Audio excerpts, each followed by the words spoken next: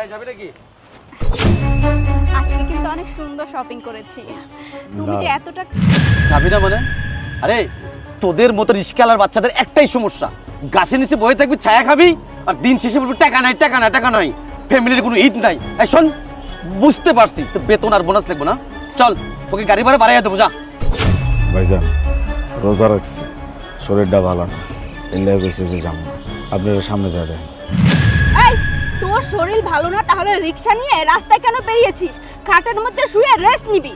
বুঝতে পেরেছি, সামনে ঈদ তো, ভাড়া যাতে বাড়িয়ে দাও এই জন্য বাহানা করতেছে। এক কাজ করো, ওকে ভাড়া বেশি করে দিয়ে দিও। শোন, তোকে ভাড়া বেশি দিবে, এবার চল। আমি তো কইলাম আমি যাবো না, তারপরেও কেন জোর করতেছে? ওঠো। আসো, দেখো এই শাড়িটা কিন্তু অনেক সুন্দর হয়েছে, আমার অনেক পছন্দ হয়েছে। তুমি খুশি মানে আমি খুশি। আরে এই তুই কোন দিকে নিয়ে এলি? আরে আজব, বললাম তো এখানে নামবো না আমরা।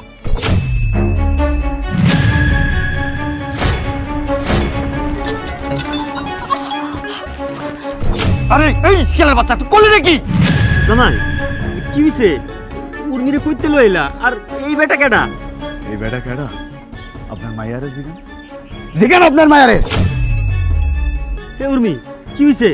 তোরে কইতে লইলো? আমি জানি তোমার জামাই কি হয়েছে।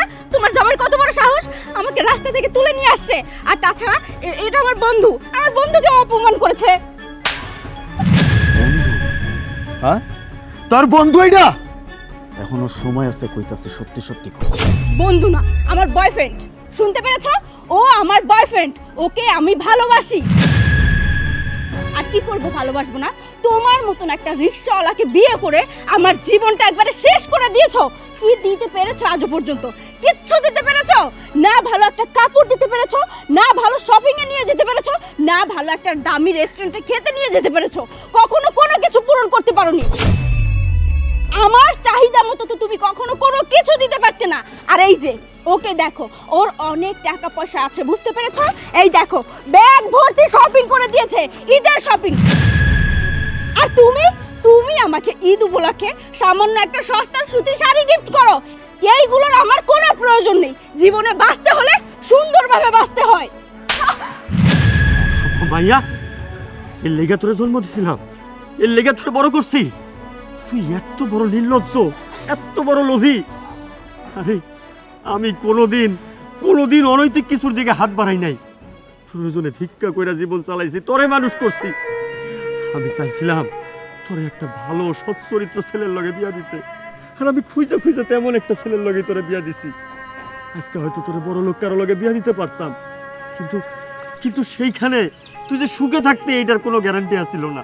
সে বেটা হয়তো আরো কত মেয়ের লগে সম্পর্ক করত, কিন্তু আমি তোর ভালোর লেগে আর লগে বিয়া দিছি, আর তুই তারে ছোট কস। চুপ করো আব্বা, এত বড় বড় কথা বলছো। জীবনে তুমি কি দিতে পেরেছো? সারা জীবন ভিক্ষা করেছো, আর ভিক্ষা করে আমাকে মানুষ করেছো। সব সময় আলু ভর্তা আর ডাল দিয়ে ভাত খেতে দিয়েছো। কখনো ভালো খাবার দিতে পেরেছো? দিতে পারোনি। এখন যেহেতু আমি আমার মতো চলতেছি, এটাও তোমার বাচ্চাছে। তুমিও যেরকম একটা গরিব, আর আমাকে বিয়েও দিয়েছো একটা গরিব ছেলের সঙ্গে। আব্বাজান কারে কি বুঝাইতেছে? এই মাইয়ারে বুঝাইতেছে? হ্যাঁ, এই মাইয়ারে আপনি বুঝাইতেছেন? কি কইতেছে শুনতেছেন না? আপনি একটা গরিব বিয়ে দিচ্ছেন একটা গরিবের কাছে, একটা বড় লোকের কাছে বিয়ে দিতে পারছিলেন না? সুখে থাকতো আপনার মাইয়া।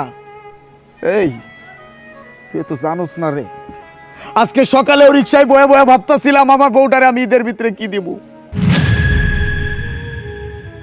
বাজান এইটাই ভাবতেছিলাম, আরে খাইতে পারি না ঠিক মতো, সামনে তো ঈদ আইতাছে, বউটারে তো কিছু দিতে হইব। আমি নিজের চিন্তা করি না, দিন রাত পরিশ্রম করি, রিক্সা চালাই, 12টা 1টা 2টা পর্যন্ত রিক্সা চালাই। তারপরেও আমি চাই যে তুই যেন ভালো থাকিস। তোরে একটু ভালো না লেগে আমি কি না করতেছি। হ, তোর বাপের কি কইছিস? একটা গরিবের লোকে বিয়া দিছে।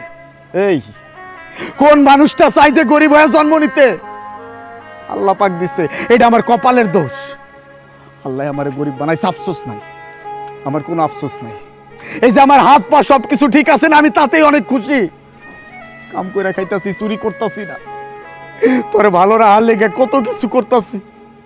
কোনো অসামাজিক কাজে যাই না আমি, দিন রাত পরিশ্রম করে রিক্সা চালাই, তারপরেও তোরে ভালো রাহার লেগে আমি এত টাকা ইনকাম করতাছি। আর তুই আমার এইগুলা কইতাছিস? হ্যাঁ, দামি দামি শপিং, দামি দামি রেস্টুরেন্টে যাবি খাইতে, এর লেগে তোর আরেকজন লাগবো? তোর যদি আরেকজনই লাগতো, আমার জীবনটা কেন নষ্ট করলি?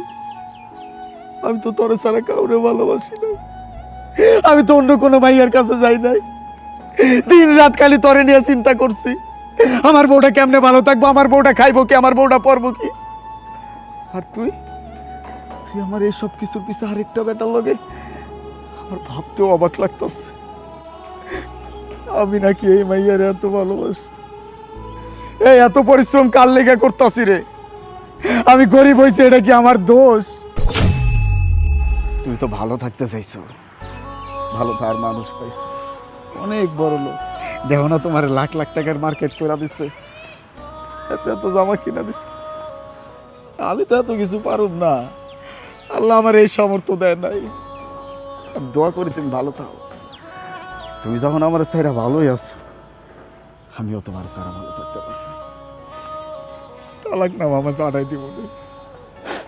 ধরাও জামাই, ধরাও। উর্মি, তোর তো জীবনে মেলা আফসোস, তুই একটা ভিখারির ঘরে জন্ম নিছস। আমার তো এখানে হাত ছিল না রে, আল্লাহ যে ভ্যানে পাঠাইছে তুই সেখানে আইছস। আল্লাহ আমার যেমন রাখছে আমি তেমনই আছি, আমার কোনো হাত নাই। কিন্তু তোর এই আফসোস আর আমি রাখতে চাই না। তুই আজকে যেমন তোর জামাইরে হারাইলি, আজ থেকে তোর বাপরেও হারাইলি। তোর লগে আমার আর কোনো সম্পর্ক নাই। খবরদার যদি তুই আমাকে চাইছস। আব্বাজান চল।